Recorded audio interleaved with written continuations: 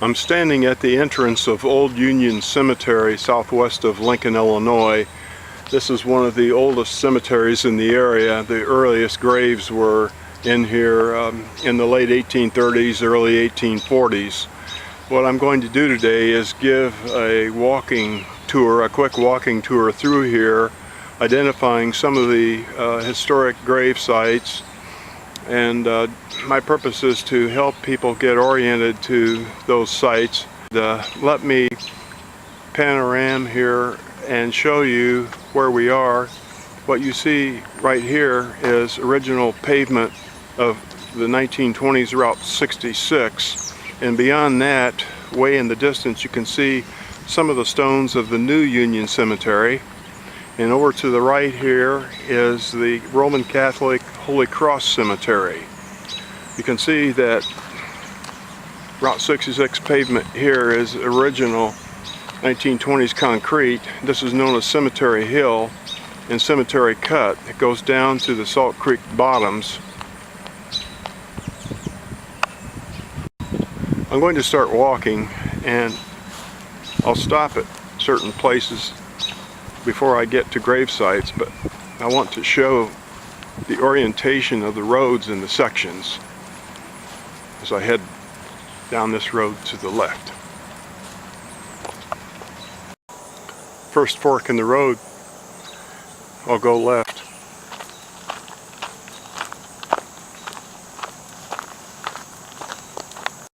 Probably early in the 20th century there was a walkway that bridged Route 66, later on Route 66, before then Route 4.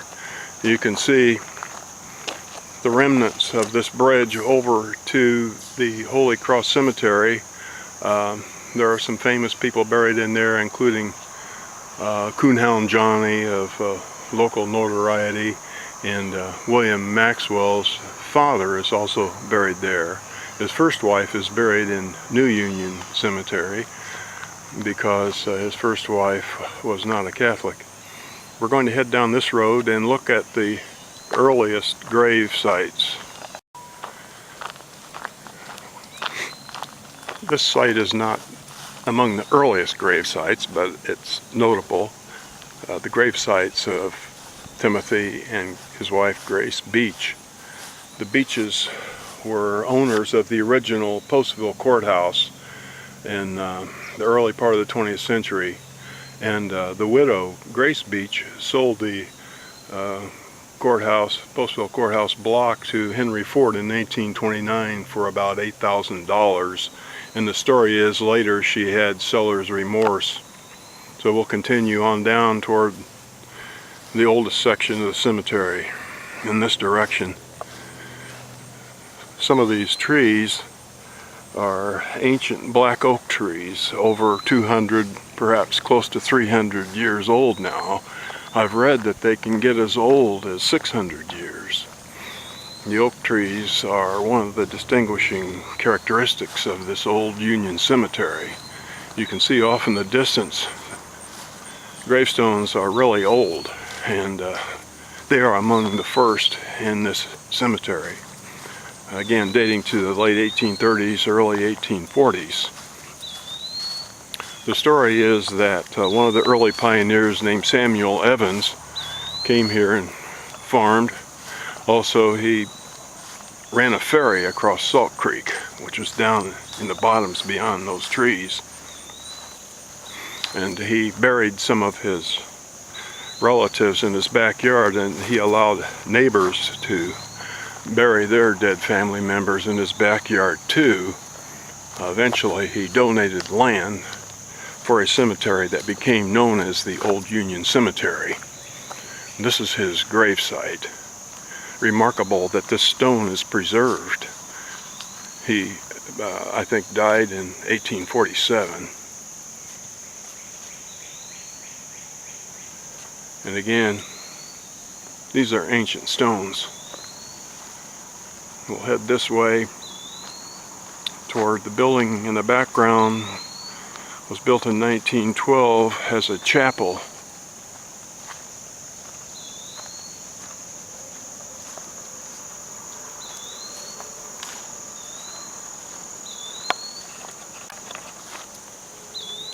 There's a stone up here for a man named Boston Hoblet. Boston Hoblet was the brother of my great-great-great-grandfather, Washington Hoblet. It's almost impossible even to read the inscription.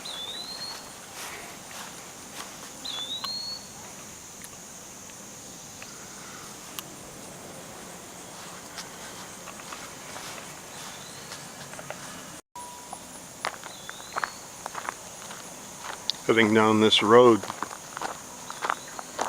In this cemetery there are a number of peninsula-like sections that jut out at the edge of the floodplain of Salt Creek. And there are many burial plot sections down along these, I call them peninsulas for lack of a better term. We're approaching the mausoleum of Frank Frohrer. Frank Frohrer was a very successful businessman in Lincoln at the beginning of the 20th century. He was a victim of a robbery and died as a result of the injuries when he was beaten. Close by, you'll see a very large Irish cross. This marks the Scully family section. The Scullys were owners and landlords of large tracts of farmland in the Midwest. In fact, the patriarch William Scully came from Ireland in the early 1850s and rode throughout Illinois, Missouri, Kansas, and Nebraska on horseback he used a spade to sample the soil, and the rumor is that he even taste tested it to determine the qualities that he wanted. He is not buried here. He was an absentee landlord and is buried in London, England, but his two sons, Frederick and Thomas, are buried here. Also buried here are Thomas's two sons, Peter and Michael. Thomas's wife, Violet, succeeded him and became a locally known philanthropist, donating a lot of money to Lincoln College and over 400 acres that became the basis of the private Kickapoo Creek Park, a very important recreational facility for Lincoln. I won't stop and pause too long to talk about these headstones. Violet Scully. Thomas Scully's headstone is probably here. His brother Frederick's stone is here. But again, Michael was a son of Thomas.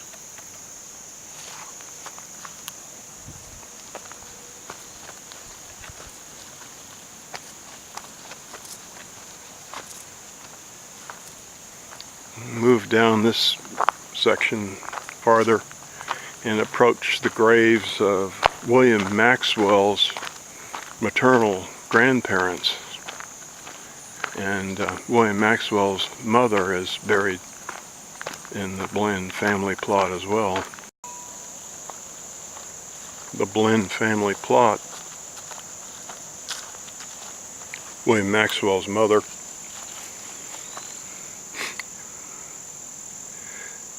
died soon after giving birth to her third son. She died of the Spanish flu.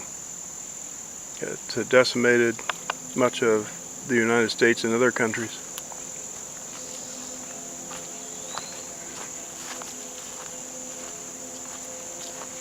William Maxwell's grandparents.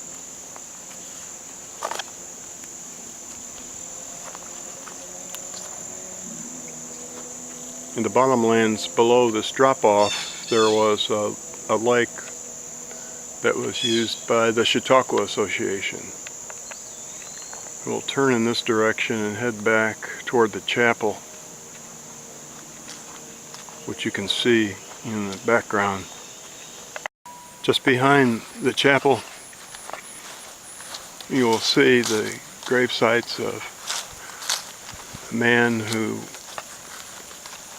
brought the Carnegie Library into construction through a grant from the Carnegie Foundation. He was a very popular and successful local businessman. Margaret Dunlop was a nurse in World War I.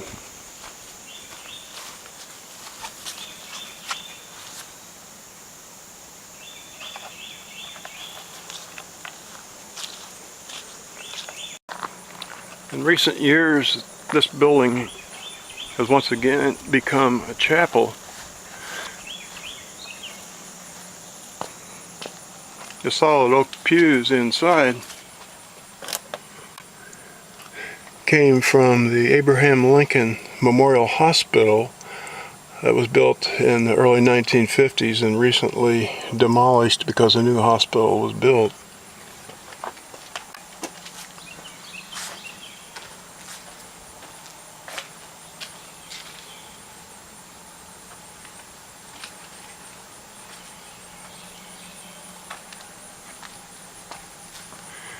In this direction we'll find the graves of Robert Latham, one of the three founders of Lincoln, Illinois.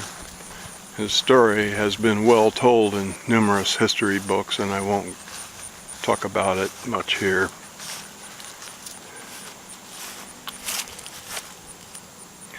Robert Latham was also one of the founders of what is now Lincoln College. Originally it was Lincoln University. And the story is that it has aspirations to return to its original four-year program commitment and become Lincoln University once again.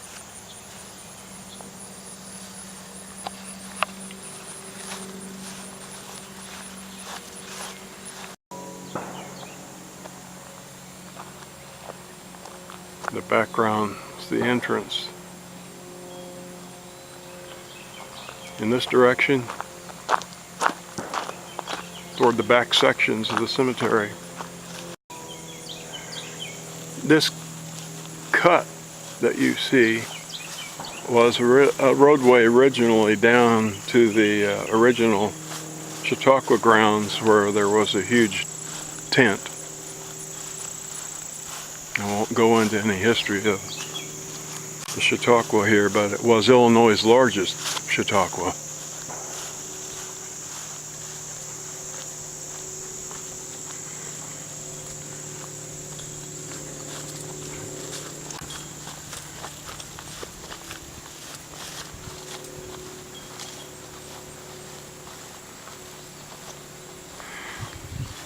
Over here are the graves of William Maxwell's paternal grandparents,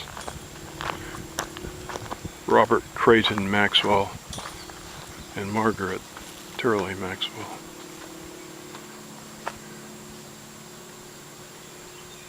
William Maxwell Sr.'s son died early, Charles C. Maxwell. He was an insurance agent, and after he died, William Maxwell's father took over the practice and eventually became an insurance executive who moved to Chicago from Lincoln.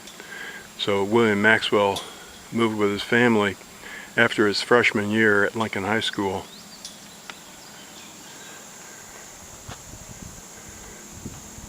I'm going to walk in the back sections now. I'll talk about that building a little bit later. Right here, you can see the remnants of a Civil War memorial.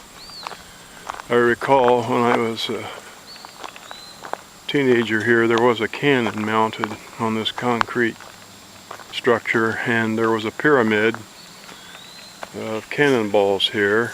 I've read there were 100 cannonballs in that pyramid. They've long since disappeared in the graves of several Union Civil War veterans. The flag standards are anchored into the ground. Most of them have escaped vandalism and theft.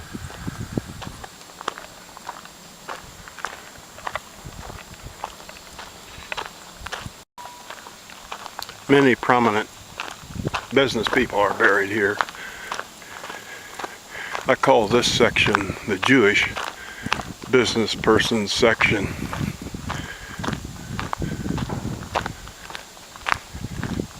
All of these names are names of the business people whose work was well documented. The Landauers had a clothing store on the square in Lincoln for decades.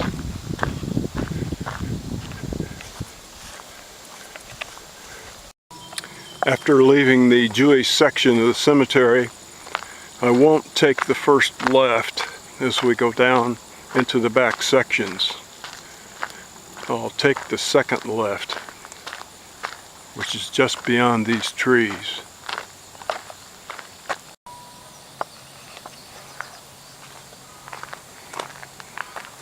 In Titeman, these are some of the family of one of my high school classmates, Nelson Titeman. Approaching the second left that I had mentioned.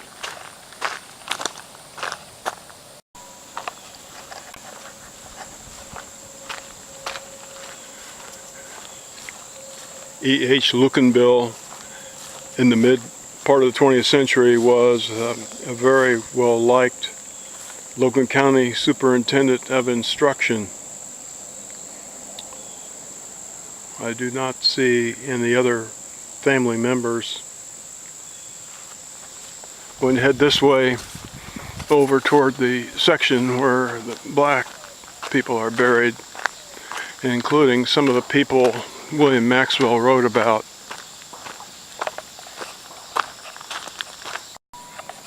This is the black section of the cemetery.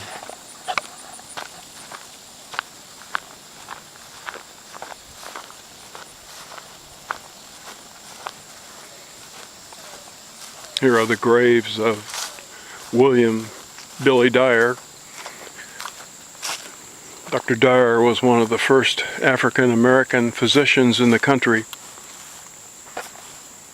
and he was the main figure that William Maxwell wrote about in his collection of Billy Dyer and Other Stories. Dr. Dyer was the first African-American drafted from Lincoln in World War I. This is the grave of his sister, Hattie Dyer, who was also a major figure in some of William Maxwell's writings. I'm going to head toward the Bates Mausoleum, and behind there the graves of some of my Hoblet relatives. My mother's mother was a Hoblet, and my grandmother Hoblet's sister and her family are buried back here. Obcamp was the name of a prominent businessman in Lincoln at the end of the 19th century, beginning of the 20th. So many names of very prominent Lincolnites are in this section.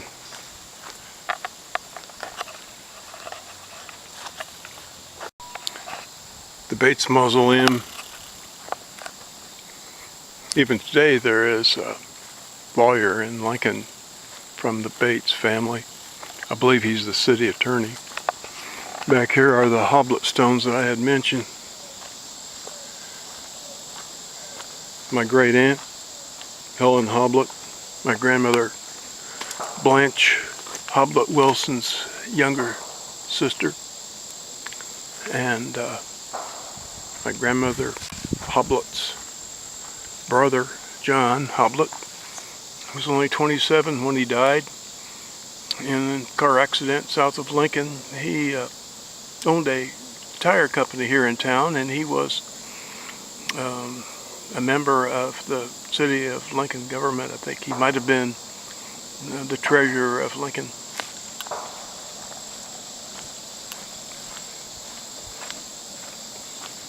My grandmother Hoblet's brother George, who was a fireman.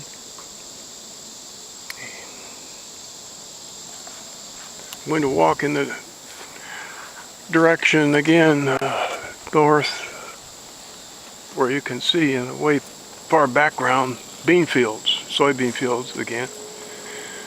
I'm going to move in the direction of my grandmother Blanche's parents. My great-grandfather John Hoblet and great-grandmother Ida Hoblet. My great-grandparents John and Ida Hoblet.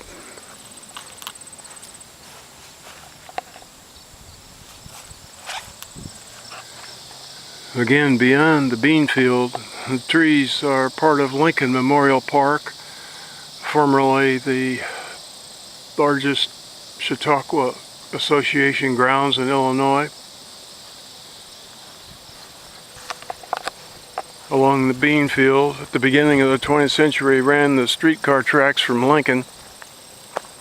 In the far distance, you can see the smokestack of the power plant of the Lincoln State School and Colony. The streetcar tracks ran along here and dead-ended at the Chautauqua grounds. The streetcar could run forward or backward, so it didn't need to turn around there. I'm now going to head in the direction of my Wilson great-grandparents.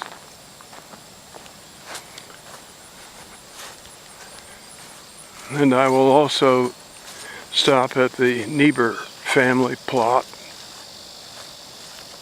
It's just up ahead. You can see it in the distance. It's a cross.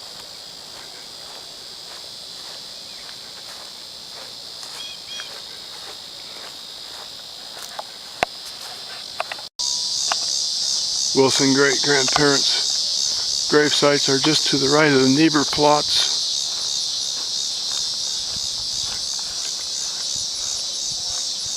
Great-grandfather George Wilson, great-grandmother Martha Wilson.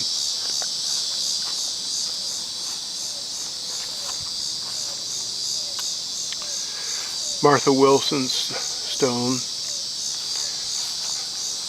My grandfather's sister, Myrtle Wilson, was a nurse for many years here at the Deaconess Hospital in Lincoln. This is the stone of my great-grandfather, George Wilson. The Niebuhr family plots are just right over here. Here are the parents of Reinhold Niebuhr, a famous 20th century theologian and social critic, and the author of the Serenity Prayer, most familiar to everyone.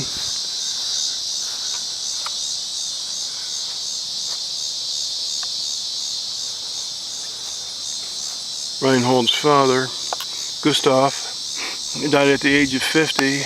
Just a week after he was diagnosed with diabetes, he died in a diabetic coma. His mother, Reinhold Niebuhr's mother, and here is Reinhold Niebuhr's sister, Hulda. She was a very well-known academic, Christian educator. She wrote a couple of books on Christian education, and she was the first female full professor at McCormick Theological Seminary in Chicago. I'm going to head back in closer to the front of the cemetery and stop at the red tile roof building that I had mentioned. The streetcar depot again, and the streetcar tracks ran along the field here, again on down to the Chautauqua grounds. Even after the streetcar was gone, there was a cinder road along there. Originally, the streetcar depot was open-sided. They didn't brick it in until many decades later when they decided to use this for storage.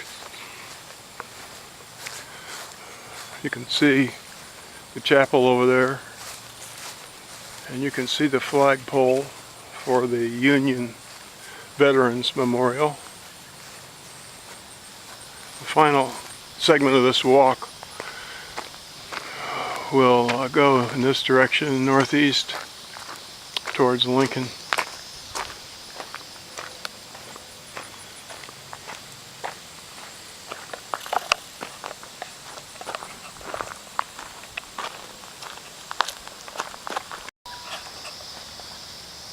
I'm approaching the Kirk family section. John Kirk and his wife Ruby immigrated here, so to speak, from Texas early in the 20th century, and in the second decade of the 20th century, for a few years they owned the original Postville courthouse, and they sold it to the Beaches I had mentioned earlier in this video. I'm going to move in the direction where I started and visit one more gravesite at least. I just happened to come across the graves of the Huskins. Ananias and Pearl were neighbors of my parents when they built their house on 7th Street in Lincoln in 1948.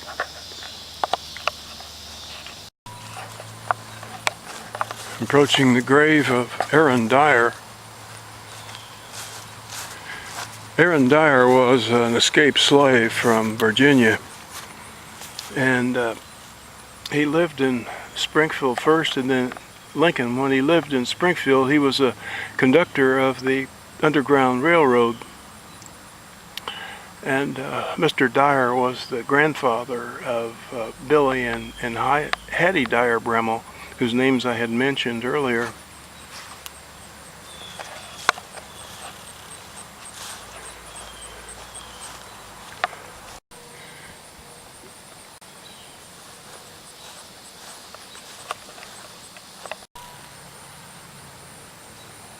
William Maxwell described Old Union Cemetery as, quote, situated in a grove of oak trees on a bluff looking out over the rich farmland. A serene and timeless frame for lives concluded and beyond grieving over, unquote. I suggest that while the lives may be beyond grieving over, surely some of them are not beyond our remembrance. My wife Pat has been very patient as usual in waiting for me throughout this project. I think she's looking at Facebook right now. I'll see if I can get her attention. Thanks for waiting. Hi there. I was just wondering if it seemed as if I'd been in that cemetery for all eternity. No. Not really, huh? Not really. Not this time. Not this time. All right, thank you. Maybe later. Yes. I hope much later. Much later.